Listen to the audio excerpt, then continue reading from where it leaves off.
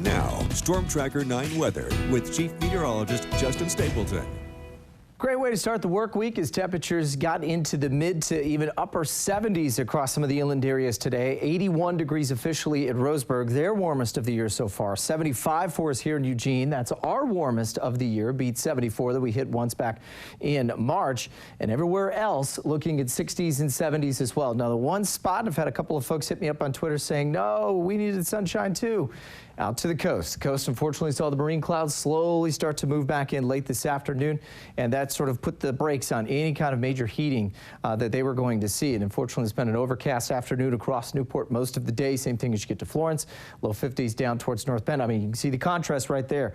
Cloudy and cool at the coast. Plenty of sunshine. Temperatures 20 degrees and some odd change warmer as you get in across parts of the inland valleys. Even out into central Oregon, nice as well. Bend at 72 degrees. Sun River currently sitting at very comfortable 68 right now. Here's what it looks like on the live shot of our Storm Tracker 9 live radar sweep. Clear skies for the most part. We've got some high clouds starting to slowly move in.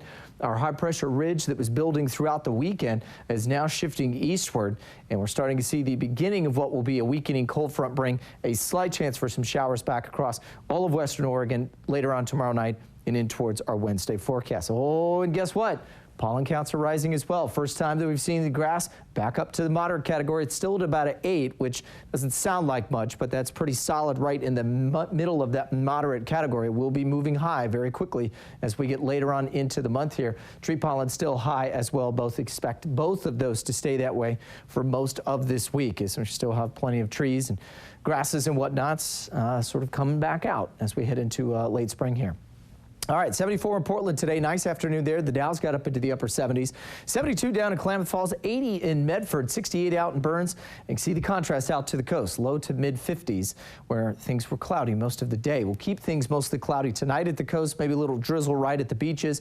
Mostly clear skies inland, though, some fog early tomorrow morning across the Umpqua. I think we may see a quick couple of hours of that across the valley here, but what we'll be watching for tomorrow afternoon and evening is the approach of this area of low pressure cold front coming across most of the northwest. Now, it's very, very weak. Not a lot of support with that, not only in the upper levels of the atmosphere, but it's not really pulling in a whole lot of tropical moisture either. So quick moving storms as they move through. Now, what we'll watch is temperatures to cool down. We've got a lot of colder air with what we call that trough. That's where the jet stream dips down.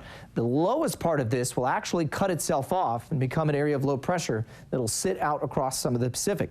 What that will allow is for the high pressure to start to rebuild, and so the jet stream will cut itself off and eventually head back up in towards western Canada. So that means that we'll get back to the sunnier weather. Now first, let's go into the next 24 to 46 hours and give you an idea of what we're looking at with this. Most by tomorrow late afternoon, again, northern coast up to Portland. I still think we're dry across most of our area, and then we'll start to see the showers push on through late Tuesday night into Wednesday morning. And most of that should be wrapped up fairly quickly. By early afternoon, I think we'll be back to mostly sunny skies. So we'll go cloudy tomorrow at the coast. Afternoon, late afternoon showers around Newport and Florence. Evening to overnight showers down towards Reedsport, Coos Bay, North Bend, and whatnot.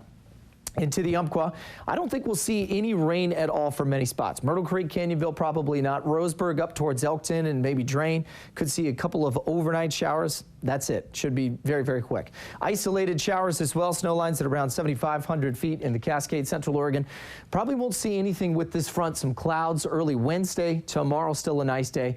I'm going to keep us a little warmer as well, right around 70 degrees across the valley. Because the front's very weak, we should be able to get a lot of that warm air sticking around before the rain comes tomorrow night. So some morning drizzle by Wednesday morning, and then it's back to sunny skies for the most part as we head into the low 60s for the weekend at the coast. The Umpqua Basin will see 70s tomorrow again, a quick breakdown into the 60s, and then rebounding just a bit into the low 70s, but very comfortable throughout the rest of the 7 days.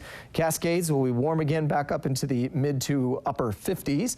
And for us here in the valley, we'll see just a quick break in the nice sunny weather over the next 24 to 36 hours, and then it's quickly back to sunshine, and should be a decent looking stretch of 3-4 days. A lot of folks who had plant sales this week around town as well, and everybody's there just waiting for a couple of good days to get it all on the ground. First pitch tomorrow night, 6 o'clock, PK Park, Oregon versus Portland. Any problems? Yeah, I think we should be okay. Beginning of the game, probably get some sprinkles, maybe a light shower later on as they go in. All right, hope they're listening. Yep.